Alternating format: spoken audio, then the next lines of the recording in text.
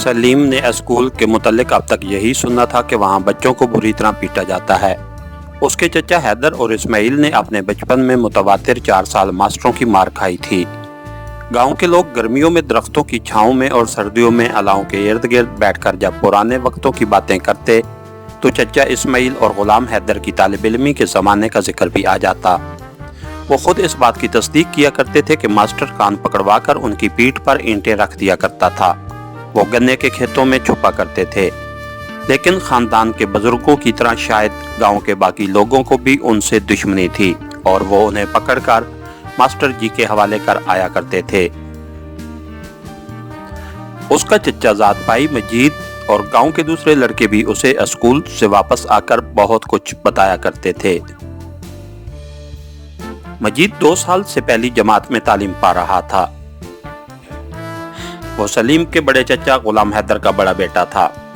वो दरख्त पर चढ़ने, पानी में तैरने और खेल कूद में गांव के तमाम लड़कों से ज्यादा होशियार था। उसमें सैकड़ों खूबियां थीं, लेकिन सलीम हैरान था कि उसके बावजूद मास्टर उस पर रहम नहीं करता। सलीम ने कई बार अपनी आंखों से उसकी पीठ पर डंडों के निशान देखे थे। अगर चचा गुलाम हैदर का बस चलता तो वो मजीद को उसकी मर्जी के खिलाफ स्कूल जाने पर मजबूर न करता, लेकिन सलीम का वालिद अपने भाइयों में सबसे बड़ा था और वो खानदान के बच्चों की तालीम के मामले में बहुत सख्त था।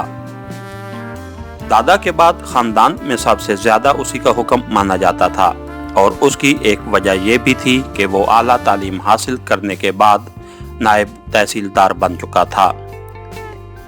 स्कूल जाना और मास्टर से मार खाना, वरना घर से मार खाना बेचारे मजीद के लिए एक मजबूरी थी और सलीम को इस बात का अफसोस था कि उसकी मजबूरी का बायस उसके अपने अब्बाजान हैं।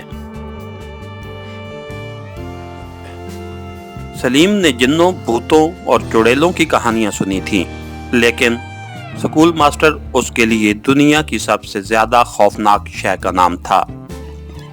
उसने सुना था कि बादशाह सबसे बड़ा होता है, वो जैसे चाहे मार सकता है। वो एक बादशाह बनना चाहता था। बच्चों को मास्टरों से निजात दिलाने की उसके नजदीक यही एक सूरत थी, लेकिन अब वो खुद स्कूल जा रहा था। जो कुछ अब्बा ने बैठक में कहा था अब सारे घर में मशहूर हो चुका था। माँ ने उसके लिए नए कपड़े और नए बूट मंगवा रखे थे।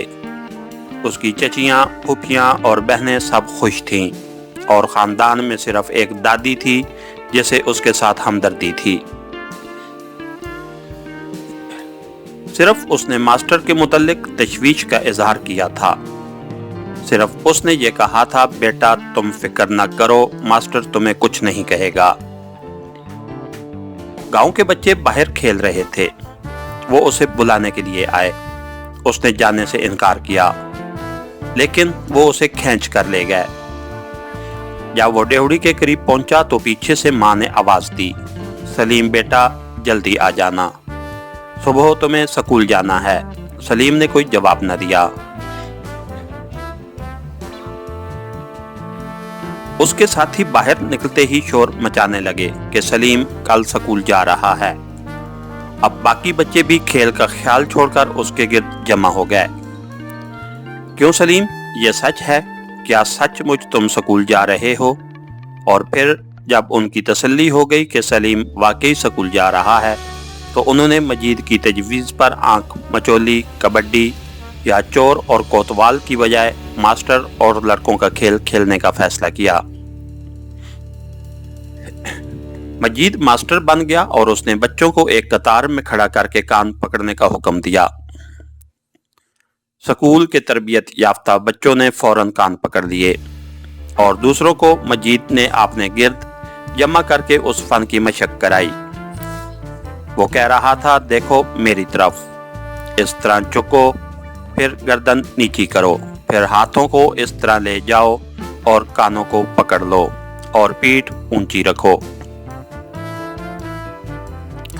पीठ ऊंची रखना जरूरी है, वरना डंडे पड़ेंगे। बातें मत करो और धोबी के लड़के, ये मदरसा है कि तेरे बाप का घर है। हंसो नहीं वरना दांत तोड़ डालूंगा। तमाम बच्चे कान पकड़ चुके थे, लेकिन सलीम खड़ा था। मजीद ने कहा, अबे तुम कान नहीं पकड़ते? सलीम ने गुस्से से कांपते हुए कहा, मैं कान नहीं पकड़ूंगा। और पेशतर उसके कि मजीद कुछ कहता वो घर की तरफ भाग रहा था। इसके साथ ही हमारी आज के एपिसोड का इख्तिताम हुआ। कहानीकार चैनल को लाइक कीजिए, सब्सक्राइब कीजिए और बेल आइकन को प्रेस कर दीजिए ताकि हर आने वाली नई वीडियो आप तक बर वक्त पहुंच सके। शुक्रिया।